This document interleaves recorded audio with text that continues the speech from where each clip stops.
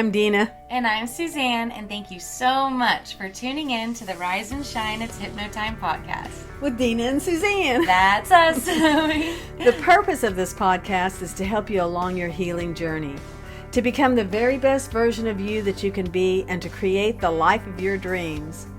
We want to give you the tools you need to succeed through personal stories, guided meditations, hypnosis, M.NLP, and self-hypnosis techniques, as well as interviews with experts in a variety of healing modalities, from energy workers and spiritual healers to chiropractors, acupuncturists, holistic medicine, and much, much more.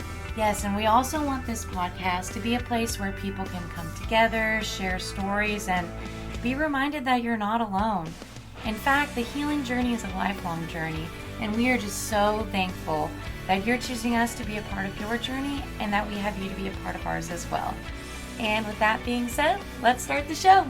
I'm ready when you are. All right, so welcome to Rise and Shine. It's Hypno Time with Deana and Suzanne. And we have a special guest, Holly Stokes. Is that right? That's right. Thank you so much. Yeah. I'm excited. Welcome to the show. We're learning so much and educating so many people on all different modalities, but we've really covered a lot about hypnosis and neuro-linguistic programming, so we're glad to get your take on it. Yes, and do you also go by the Brain Trainer? Is that correct? Yeah, that's my business name. I love it. Yeah. That's awesome. And can you maybe tell us a little bit about your journey and what got you started in hypnosis and NLP? Yeah. So like many of the people in the field of hypnosis, we may have had some unconventional background. I was working with backpacking wilderness therapy jobs with at-risk wilderness teens.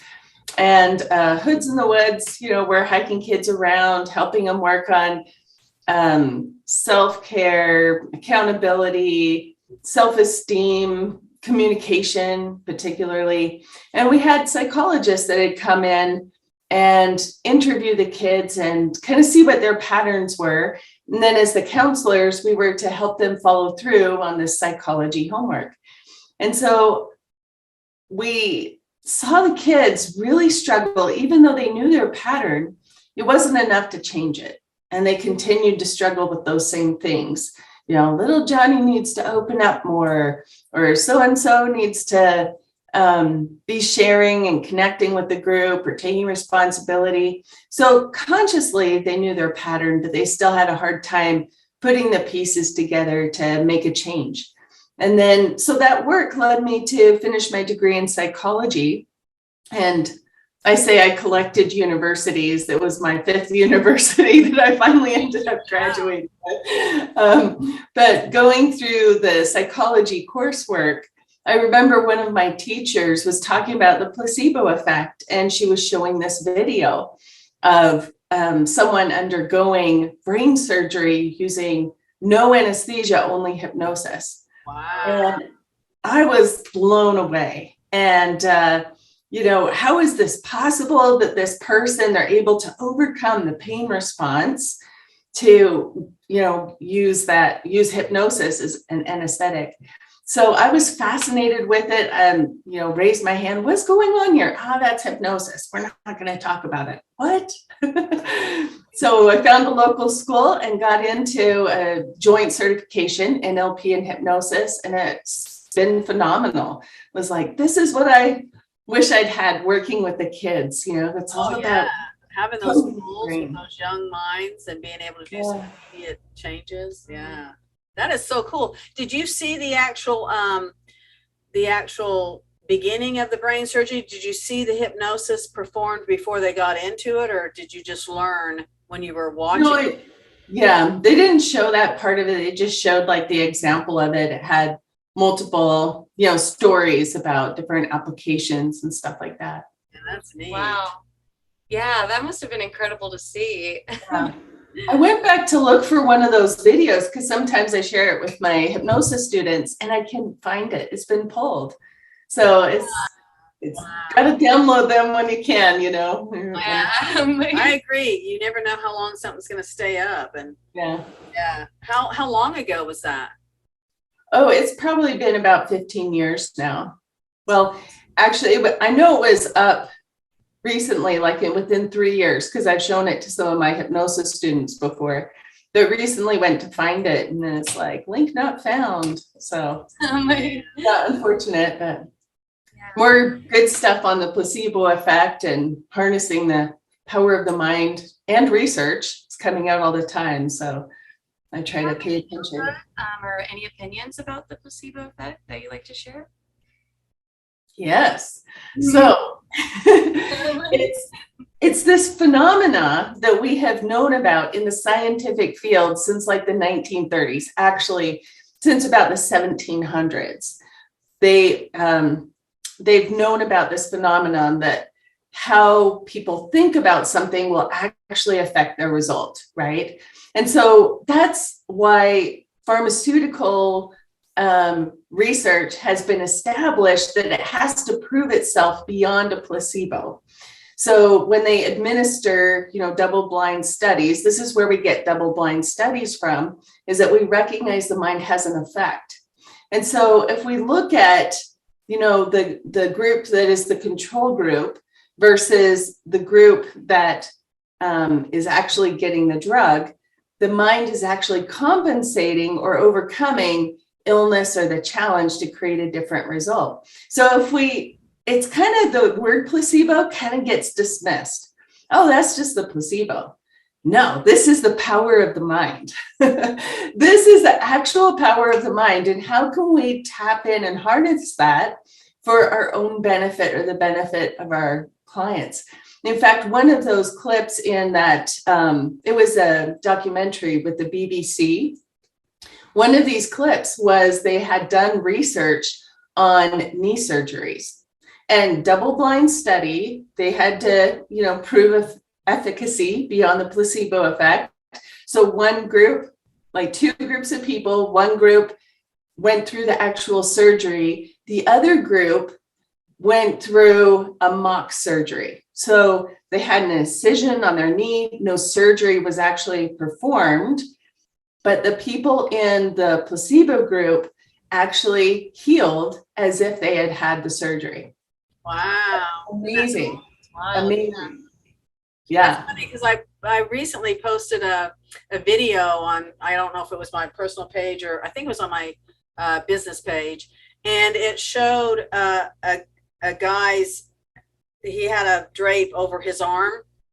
And it showed that he had his hand right next to this board and then a false hand, like a rubber hand on the other side of the wall. And the first thing that the person did, I think he was a hypnotist, ran feathers and over his real hand and let him get the sensation of it. And then he ran it over the fake hand and he could feel it, right? And so he started doing these different things and he would feel it. He would feel, just because of the way the brain was telling him, that's what it feels like. That's your hand, because of the way he introduced the feeling on the real hand and then introduced it to the rubber hand. It was like amazing to watch this kid respond, ow, if he came down and hit it with a hammer. And it was just really a cool little experiment. And I was like, that's amazing how the brain works, isn't it? Right. Yeah. And there's so much that, hypnosis is really kind of that cutting edge. We know that we're tapping into phenomena. We recognize that it works. We can't fully explain it, but this is kind of that leading edge. And I think the power of the mind is really the next frontier.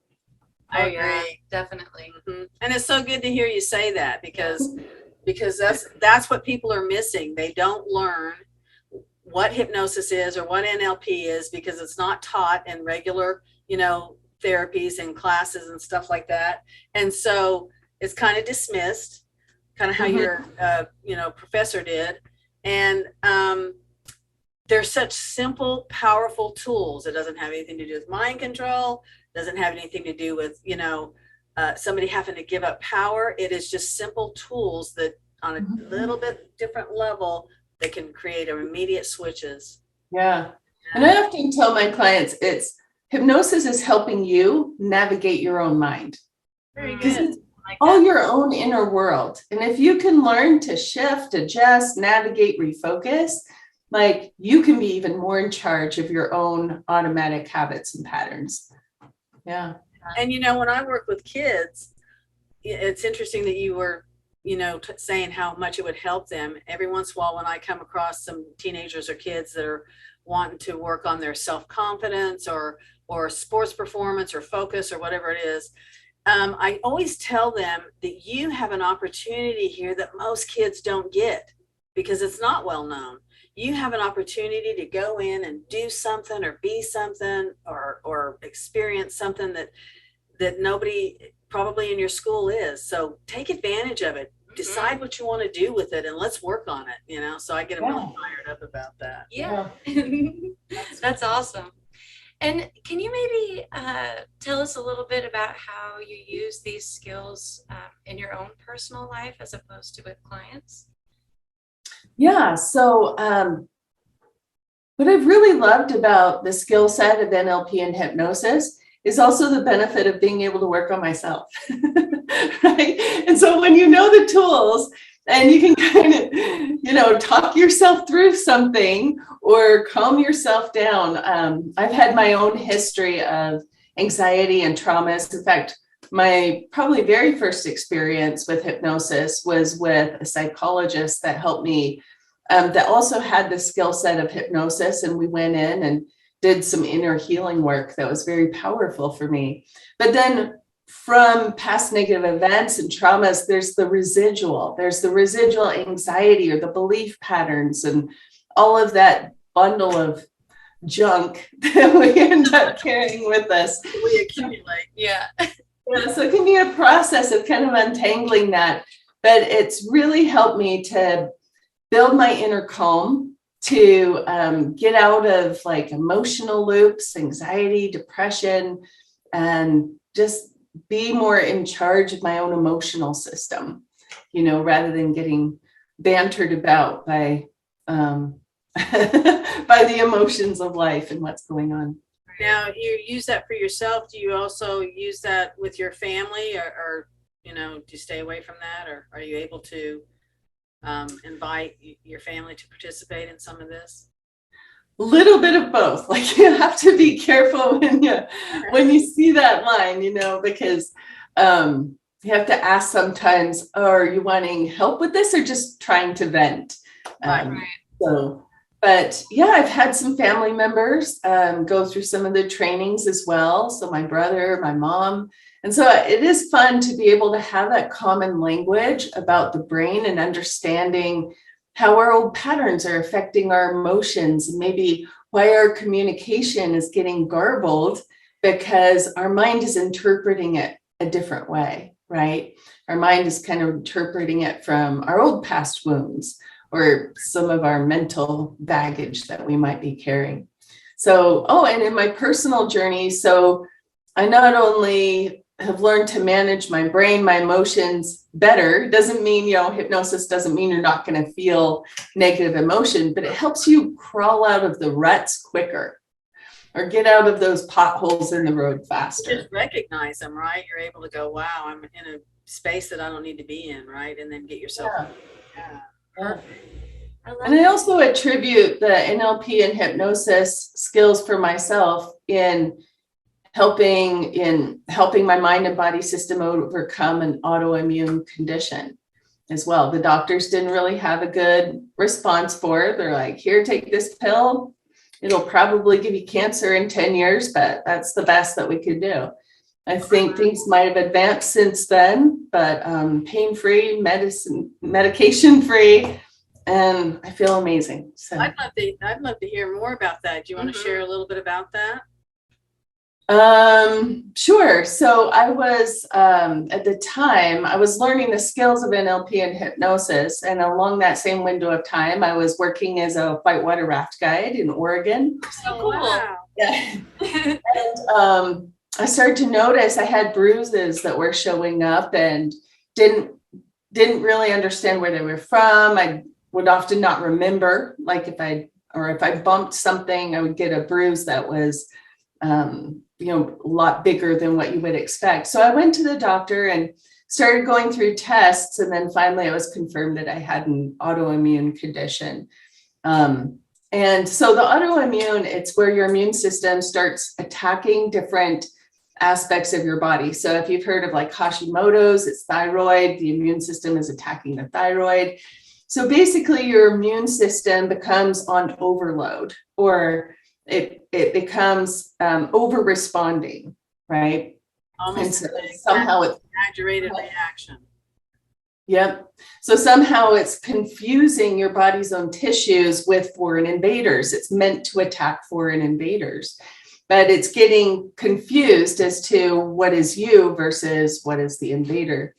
So in kind of that healing process, it took me a long time. I had to start with what I knew worked. So I went back to some of my herbal training and, okay, I'm going to clear out any kind of the foods that might be aggravating it. I went to a gluten-free based diet. So gluten has all sorts of, it's a protein found in wheat, but it has all sorts of weird effects that can be very subtle that people don't notice or recognize right off. They can even show up like 72 hours later or a week later.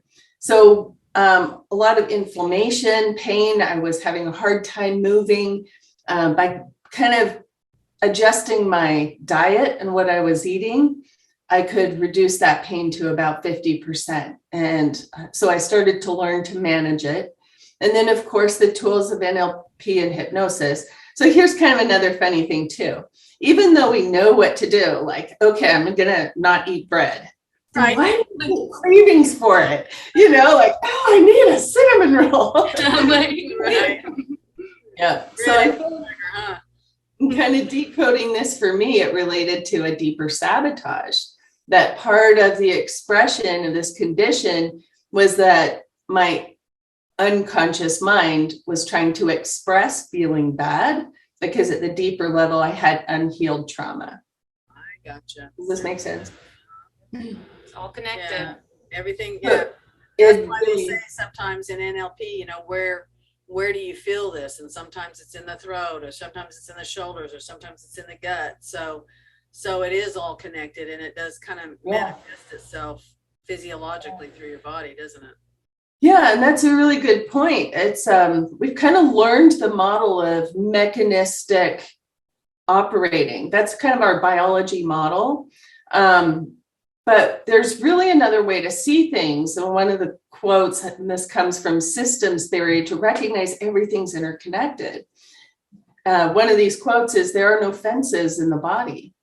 So what we think about, and when we think about something, our brain is actually linking up neurons and creating neurotransmitters according to those thoughts.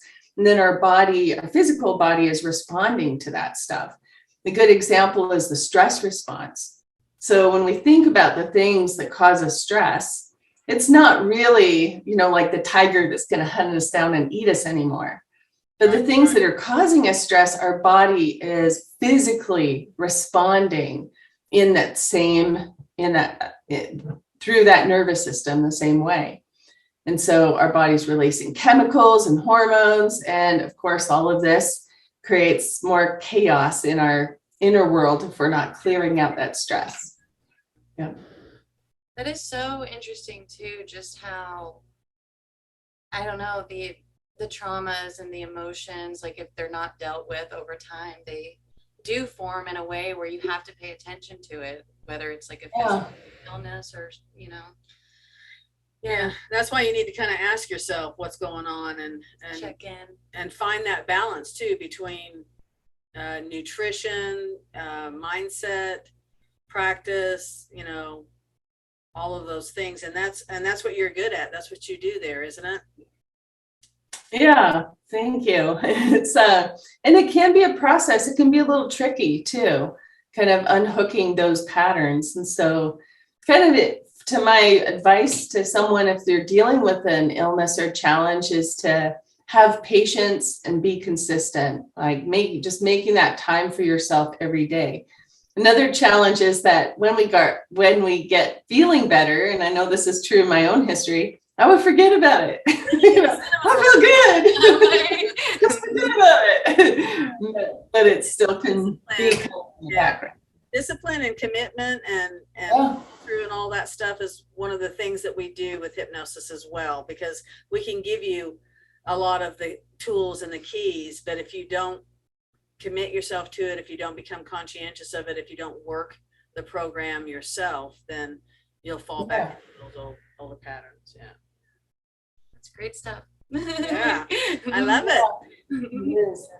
It's pretty amazing. And it's a very empowering field that I find. You know, it's like you go in for a hypnosis session and your brain learns from that session. It learns, oh, this is how I maintain my inner calm. Oh, this is how I refocus what I'm doing, you know. And so I just love it for that. You know, empowerment is one of my core beliefs, and one of my core values is that we can share these skills and help people on their way, you know, move faster down the road. So, and there's great reward too, because right away, and not in all cases, but right away, the common thing that I'll say, pay attention to the subtle yet significant changes, because they start feeling different right away. I just felt more at peace. I felt like it didn't bother me as much. I felt like I was able to get past it, or I ignored it completely, or let it go. Yeah. So it's so quick. I keep telling people it's almost like I'm pushing the bird out of the nest and I got to find some new birds, baby birds, because so quickly, within 5 to 10 sessions, their whole entire mindset, their whole entire life can be changed. So it is fascinating, and it is a phenomenon. Yeah. I love a good aha moment. Uh-huh. So maybe would you like to tell us a little bit about the upcoming training that you're putting on at HypnoThoughts Live this year? Yes. So I have a 1-day training certification, a lighter you, hypnosis for weight loss.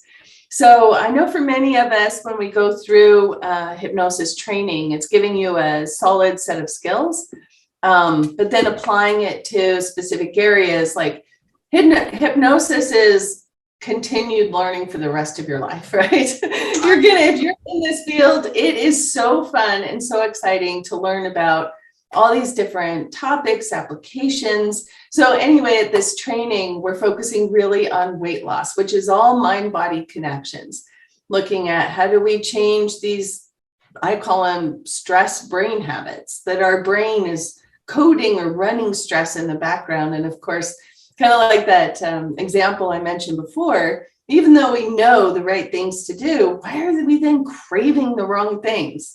Right. You know, I know I shouldn't eat this, but here I go again. Yeah, and that's where you go into understanding either a past connection, or you go into understanding, the desires that we have to learn to overcome, like immediate gratification over, long-term happiness or health and wellness. Yeah. We're often those foods are representing something to our unconscious mind.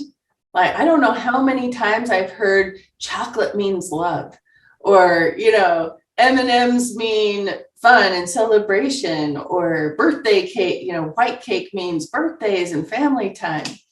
So, yep. And so we're doing, go ahead. Oh, sorry. I was just going to ask, maybe what are some common themes that you feel like you come across when it comes to your weight clients loss and, some of the blocks that they may have? Yeah. So kind of give it 4 or 5 categories. So one is definitely food habits. If you're, 80% of your body style really is a result of the foods that you're eating. Now, that being said, I mean, there's a lot of other factors, and that's where it gets really tricky as well. But food habits, definitely. If you want your body to run optimally, you don't want to put bad gas in it. If you have a sports car, you're not going to put bad gas in it. You've got to optimize that for nutrition, digestion, fiber, but also the phytonutrients that are in fruits and vegetables. Those are the things that really help your body counter the aging process and just the effects of metabolism, moving every day. So there's the food habits to change. And the big one behind that is the stress habits and patterns.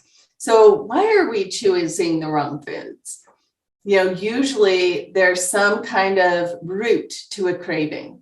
We're choosing it. The unconscious mind is trying to help us feel better. Oh, you like cinnamon rolls, don't you? Cinnamon rolls feel like mom. Cinnamon rolls feel like comfort. Here, why don't you go have a cinnamon roll, right? And so those underlying stress patterns are often driving those cravings that we, when we're stressed, lonely, tired, our emotional system, our unconscious mind is trying to help us change how we feel. So we need new strategies for those stress patterns. We can even curtail those stress patterns at the unconscious level or reroute them so we don't come out with, oh, I'm alone, therefore I'm not good enough, or, whatever those brain habits are. And then, of course, there's movement and exercise. There's maps about how we've become so sedentary, and our body was actually meant to move. It's built to move. It likes to move. We just have to find the joy in it. So maybe moving isn't an hour on the treadmill. Maybe moving is taking your dog for a walk or meeting a friend to go for a walk or do something that's enjoyable, right? I really like that, because I catch myself doing that sometimes where I'm like, oh, I've got to go to the gym. And then I'll be like, no, I deserve to look good and feel good. And that's my little switch that I do. And you brought that up too, because my whole life, my dad being so active, there was constant activities. We started out in Utah there, and he taught us how to snow ski, and we played foursquare, and everybody was always in our neighborhood. He was a basketball official for like 60 years. So we were always involved in sports. And I found that exercise for me was not enjoyable. It was more like work. I didn't like to just go in the gym and lift weights or make myself do this movement. But if you get me out on the beach or something down here, throwing a frisbee or taking a walk or having to run and dive and catch something, or hiking up through the mountains, and you see the scenery and everything, for me, that was fun. So we have to find a way to make it fun. Totally. Yeah. And because if you allow yourself to do that, don't you start to feel, the energy change, the circulation change, and the whole entire lift in your physical and, spiritual and mental, emotional self. It rewards itself if you'll just, if you find something that you enjoy. And sometimes, this is a good practice too. It kind of goes right along with intuitive eating and intuitive movement too. What does my body feel like doing today? And some days it might not want to go anywhere. And some days it's like, yeah, let's go for a run. Or yeah, let's go get outside and greet the sun, or whatever those things are. Just kind of listening to your inner system. Yeah. And I think that's so cool, because I've only recently started implementing that, I feel like.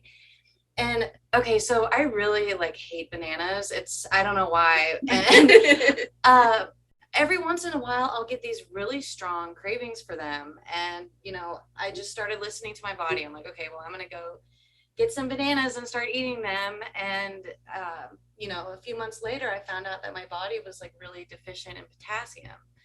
Oh, my. Yeah, literally just listening to my body was, was a smart able thing to to give do. me the answers. Yeah. Yeah, it's kind of like the cravings you have when you're pregnant. They've had women who they wanted to eat mud or whatever, and it's because they were missing some minerals, or maybe milk or ice cream, and you're missing some calcium, or so that is a smart thing to do. But it's also, don't you kind of encourage people to eat seasonal? Because I hear whatever's in season is what your body can benefit from at that time. Is that right? Interesting. I haven't followed that practice specifically, but it makes sense. Where are you getting your fruits and vegetables from? I like to shop at some of the stores that get from local farmers. Right. But I can't give up berries, so I have to keep them in my freezer all winter. I gotcha. It's only finding that balance and what your body may benefit from during that season. Like winter season, you have squashes and That's right. Yeah, so I think there may or may not be some sort of benefit behind that, like that's why they're growing at the time, because there's something that it can give your body. Yeah. And I think there's a lot of benefits to that too. Eating local, eating, if you can, like, get to the farmer's market, get to those homegrown things that don't have the pesticides on them as much, right? I think all of that's and also at a global level, if we can reduce the carbon footprint and take care of our local community, I think that's also helpful.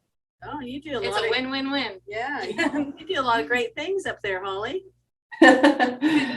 So is diet and nutrition and weight loss, I know you're teaching the class there, is that your main focus with your clients? I mean, I know you probably take people who come to see you, but is that your main focus with your clients? Is that what you feel? Well, I would say I get about 30% of folks that come in for anxiety related or anxiety challenges. And then, that directly reflects with weight loss as well. So if we're experiencing anxiety, but then trying to, okay, I'm going to eat, this pre-prescribed meal, then you're going through anxiety, you're going to fall off the wagon. And then you go down that downward spiral. Oh, I can't stay on track with everything. Or if you're high anxiety and adding one more thing to do, it's really counterproductive, right? So I get about 30% for anxiety, 30% for weight loss, and about 30% of business owners who are feeling overwhelmed, anxiety. How do I manage my mind to help me grow my business? Yeah. So. Do you have any, because I feel like anxiety and stress and all of those feelings affect so many people. Do you have any advice or words of wisdom for someone who struggles with that daily? Or so meditation can be really helpful. Just taking even 15 minutes. Well, I really suggest this practice, a daily practice of taking 10 to 15 minutes to sit with some quiet space, or maybe I like to play music in the background, like Alexa, play the meditation channel or something, just to have that quiet music and relax and listen to your own thoughts. It's kind of setting your mind up for the day. It can be really helpful to kind of, as we're going through the day, we don't necessarily process all of the stuff that's coming at us. Right. And so we kind of have these emotional clogs, like, oh, there's that conversation with my mother that I keep thinking about, or I'm thinking about this deadline, or, so many of us are overscheduled. So I think there's a lot of things you can do. One is creating that quiet space for yourself, time to journal, time to kind of sort through or get your mind to clear out some of that emotional stuff. There are hypnosis recordings that can help with that too. One of my favorites for anti-anxiety is that tapping, the EFT tapping method. It's really good at just getting you back to baseline quickly. Yeah. Interesting, because the principle of it, how simple it is. I think sometimes when people see these things that it seems oversimplified, that you can actually say a certain word, but it's about the way the brain works. It's about the way it pulls it into a focus, and you're able to release things and come to a different place very quickly, huh? Could you maybe explain tapping for the listeners who aren't sure what that is? Me or her? Either one. Yeah, go ahead. And do you use tapping in your practice? So I do, for a couple of reasons, but I use it more as an empowerment tool. I want to share it with clients, and typically if they're coming in for anxiety, I'll share it in the very first session. Like, here's what you can do at home to get yourself out of those high, intense emotional state.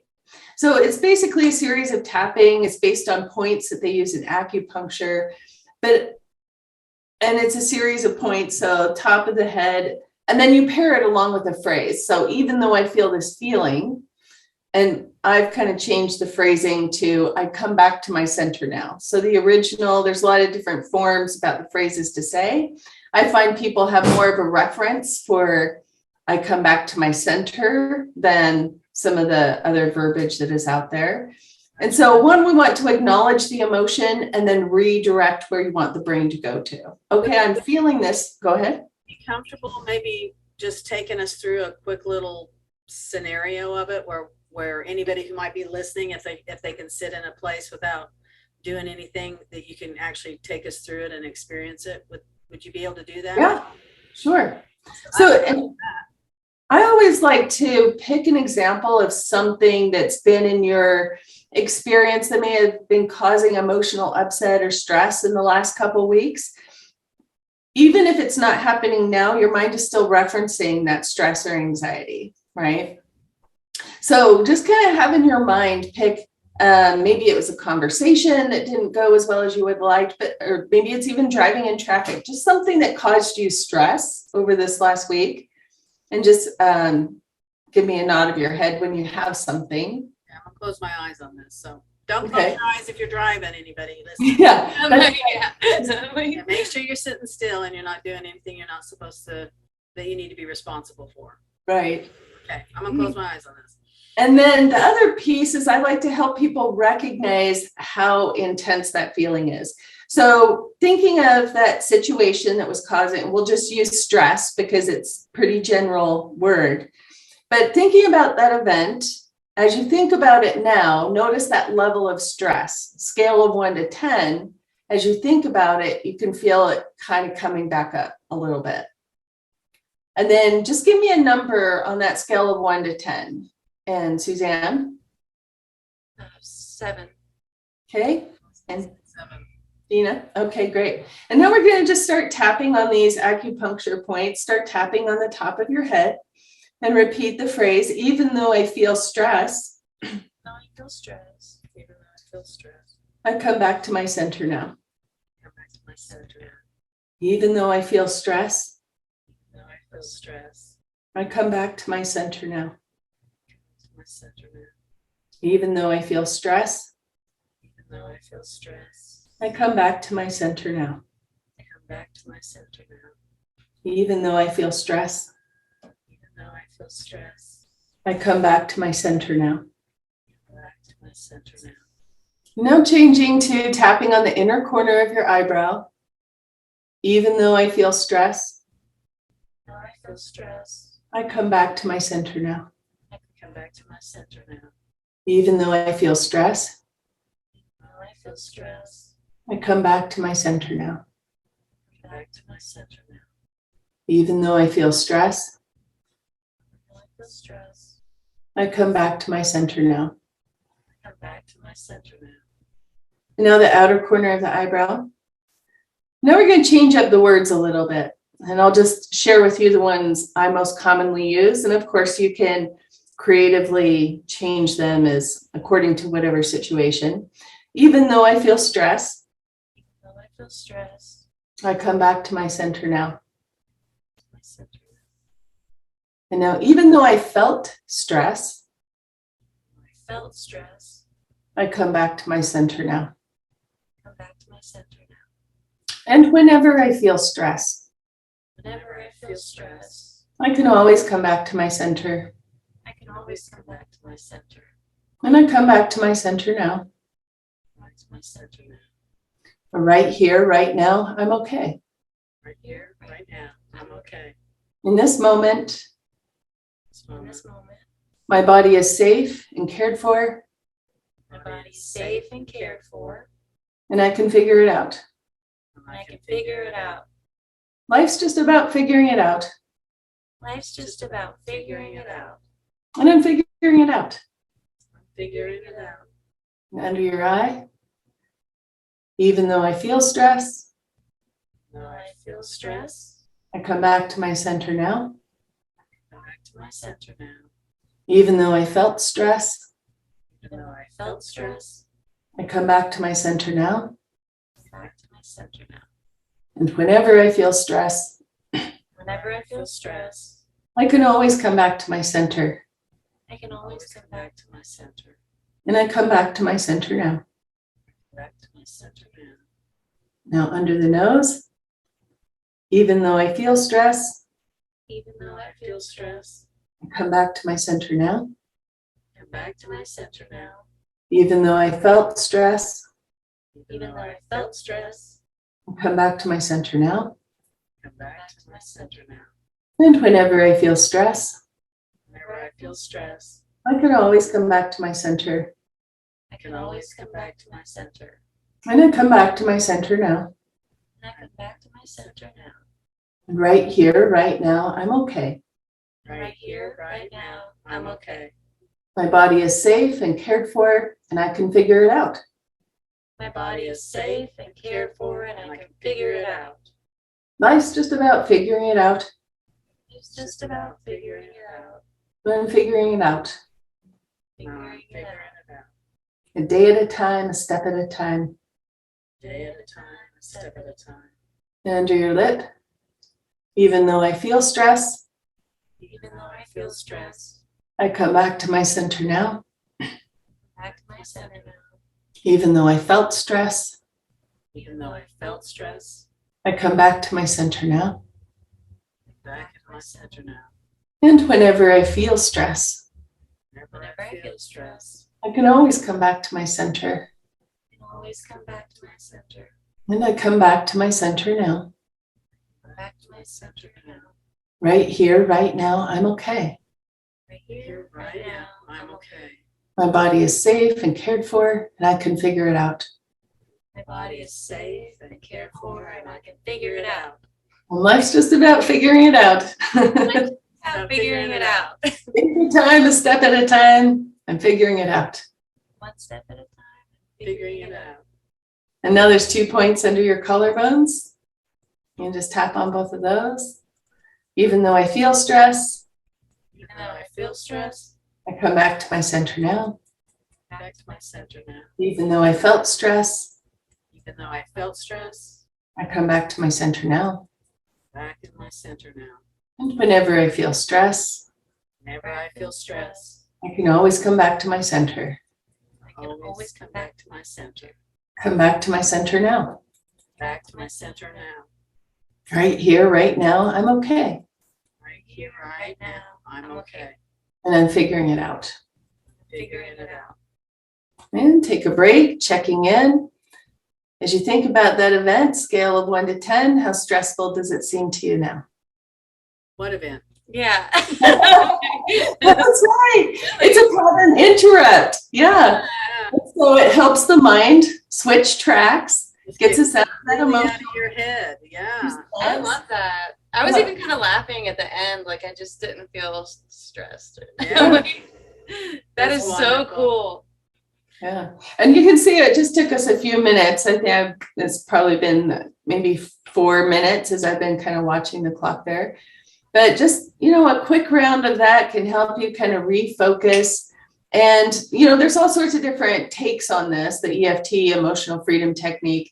People have certain points to do in a certain order. I find it doesn't really make a difference. You don't have to do all the points. You can even just do one. So if you see me tapping on my chest as I'm driving down the road, It's kind of distracting your brain. It takes your focus off whatever's going on in your head and allows you to focus on that tap and clear it. It's almost like a tap and clear. Yeah, The yeah. other thing with this is that emotions can snowball over time, right? And so some of the stress we feel about in the present moment isn't just about the present moment. It's about our history with it. It's about other things that we're hanging on to. And so that's why I started changing the phrasing to the present and then referencing the past. Because part of our response, our stress response, is the unconscious mind in the past. So we can help the unconscious mind recognize, oh, I can, even though I felt this, I can come back to center. And then the future, we want to empower ourselves for coming back to center where, when we feel centered, that's where we have clarity. And we can do it anytime, anywhere, whenever. Yeah. Yeah. So awesome. That was great. Yeah. It's also great to use with clients in that first session because they can see how quickly it works. And having them do that scale, and then to have a kind of a way to qualify that feeling, and it's a good convincer. It's like, oh, she knows how to clear this and how to manage this. She can probably help me with other stuff too, which we can, right? And that goes hand in hand with NLP too. It's all different exercises about isolation and getting it outside of yourself and changing, the immediate mindset and you experience feeling different. And that's what's amazing about this stuff. Yeah. I'm so Yeah. glad to be in this field, and it's so fun to meet other people who are, you know, in the same field, because everybody's got their own take and their own experience and their own quality, and so we're learning a lot, aren't we? Yeah, we are. Yeah, Sharing a lot with our listeners. Yeah. oh yeah. But yeah, the tapping is so cool. And I guess, do you think maybe you could explain or a little bit more about how the pressure points come into play? So, from what I understand, these are based on the points they use in acupuncture, which are kind of energy centers in the body, right? And so kind of by activating those points, you can activate them instead of using needles like they would do in acupuncture. You can also do acupressure, which is the touch. So the rhythmic tapping is a way of activating those points, but also it creates a bioelectrical signal. So doing that rhythmic tapping, your body is responding to that through its nervous system. And because of the rhythm, it kind of has the result of resetting your nervous system. You can see like, Kind of feel it, huh? Yeah. yeah, The energy or something change. mm-hmm. But also in experimenting with this tool over the years, you don't necessarily have to tap on an energy point. It's just that rhythmic tapping that helps to kind of get you back to your body. And in fact, I've used it in a lot of different ways. I've had like stuff on my, like I had a pain in my arm, and I just started tapping through my arm and kind of using some phrase to kind of help clear it. And it tended to clear quicker. So if you're experiencing something like that, why not go ahead and experiment, see if it helps, right? Yeah. And there can be a lot of different applications of this. And so, yeah, I'd like to really give clients tools that they can continue to use. And right. And also with their own personality, with their own instincts, it's the same as in a certification or something. You encourage them to use their mind and their instincts and their take and their ideas and develop something, because that's what all of this is. It's somebody developing something more than what they've learned, right? mm-hmm. Yeah. Now, the EFT, the tapping, is also a good prep tool for people who are anxious or experiencing anxiety, because if they come in and then you tell them, okay, relax, they're like, okay, I'm relaxed. Relaxed. Okay, now relax. You know, so it's a good kind of, I like to go through that before we go through the hypnosis process. It just helps them kind of reset a little bit. Yeah, that's a good idea. Yeah, I love that. That's so awesome. And I love being able to give clients tools that they can use outside of the office too. I think that's really important. Me too. So you can actively participate in your development, you know. Mm-hmm. Right. And it helps too to reinforce. It helps for them to be involved in their healing process and be able to handle things outside of being in the office, you know, with us, right?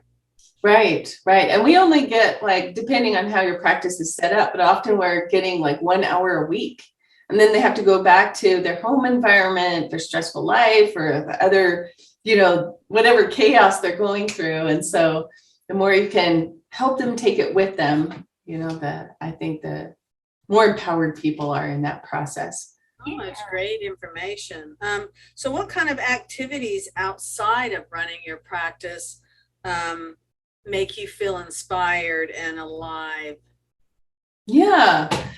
So for me, you know, as I kind of mentioned, my background with nature and wilderness, it really is getting out into nature, getting out into this grand experience of the world, seeing the sky and the sunshine. Utah is great for that. We have 360 days a year. It could be snowing and still be sunny, you know. And then kayaking and hanging out with my puppy. You know, there's research coming out too that says having an animal or a pet can increase dopamine and serotonin levels just by connecting with them. So there you go. I believe that. That's so awesome. I've done a little bit of whitewater rafting. I went up to the Chattooga there in North Carolina twice. yeah. It's supposed to be a class 5 rapids, and Oh, wow. the second time I went down, it's the same one they supposedly filmed Deliverance on. Anyway, the second time I went, the first time was uneventful. It was just perfect, and it's interesting. I know as a guide, you know this, but you get positions in the boat. Like top right might be pulling, and then the other side might be pushing, and the other side might be going backwards or whatever. So everybody has their position to make sure you can maneuver through the rapids, right?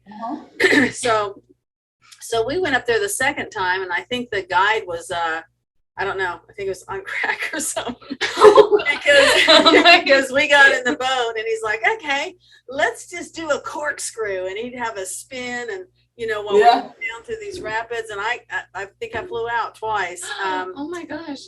They give you ways to handle, if you get thrown out or whatever, to keep your feet up or keep your butt down or whatever it is. But I've always enjoyed that kind of activity, and it's really neat to see that you're participating and excited about that, because nature is a really good place to gain energy and gratitude and appreciation, and even connect with something higher than yourself, I think. Yeah.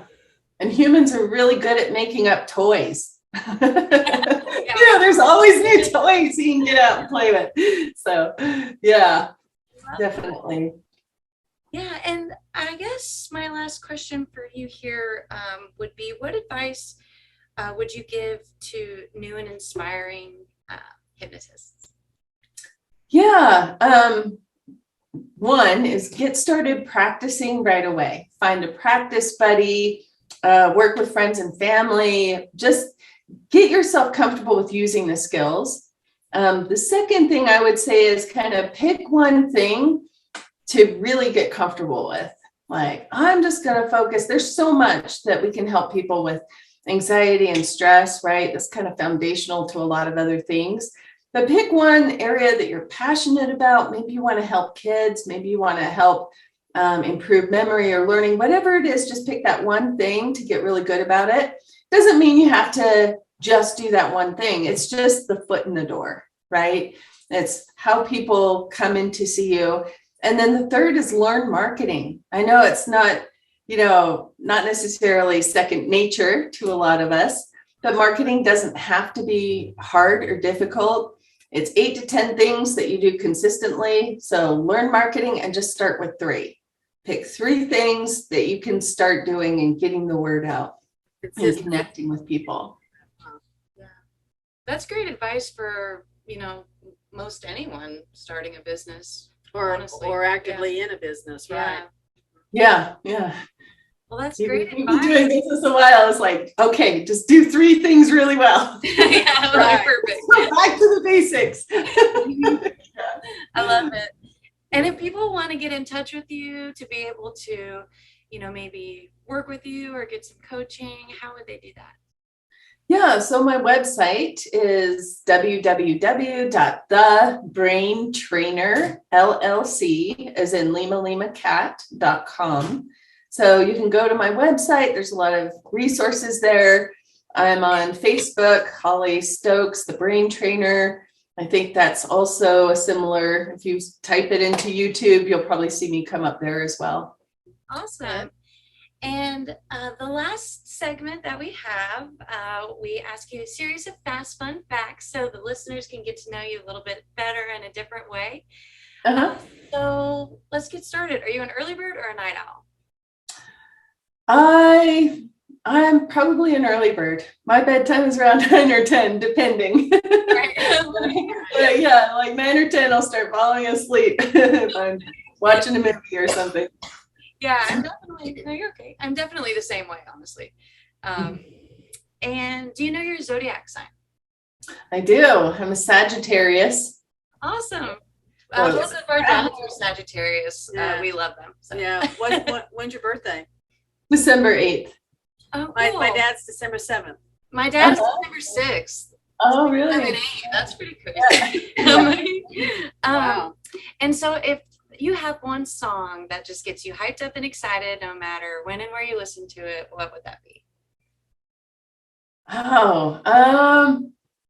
I don't know. I love music. And so there's always some kind of music going in my head.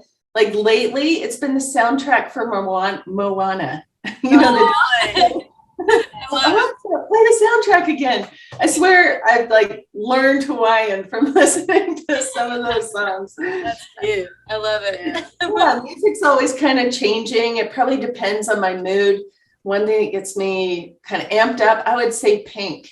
I really like exercising. Like if I'm exercising and listening to her, I can like feel the power of moving. And yeah, that's a lot of fun. I love that. I definitely agree with that one for me. Right? And what is lighting you up and exciting you the most in life right now? Yeah. Well, we're in the process of moving our office. So our current buildings are actually going to be torn down and turned into apartment buildings. So we're moving, and we just signed with the place yesterday. So we have a little community here, me and a massage therapist friend. We then sublease to some other people that share our space. So we're all headed over there, and I'm excited for the move. And Congratulations. Yeah, that's awesome. and summer's coming, so that means boats on the water. Yeah, I love that. And if our listeners could walk away with one nugget of wisdom from today's conversation, what would you want that to be? That you can really be in charge of your mental emotional system. And it's our mental emotional system that is driving our life and our choices. And also that you can heal. So many challenges that people go through that they just feel really frustrated with the healing process or the self-care process. There are tools out here that can help you maximize that mind-body connection, that can help you refocus and keep shifting back to what you want, rather than the old stories, that you can let go of the old stories and write new stories. Very good. Yeah, that's amazing. And thank you so much for coming on the show today. It's been such an honor and so much fun. And hopefully we can do this again soon. Yeah. Yeah, Thanks for sharing the thank you so tapping much. experience too. That was fun. Oh, yeah. Yeah. I just love these skills, this field. It's amazing. And thanks for being those fellow light workers out there on the front lines, helping people to change their lives. Thank you so much for tuning in to this episode of the Rise and Shine It's Hypno Time podcast. If you found some value in this episode and enjoyed it, please consider liking, subscribing, and giving us a 5-star review. Most people may not know that interacting with our content and our channel helps us to continue the work we're doing and reach more people. And we just want to thank you again from the bottom of our hearts for being such a loyal listener. And don't forget to tune in next week and every Tuesday for the latest episode of the Rise and Shine It's Hypno Time podcast with Deana and Suzanne. See you next week.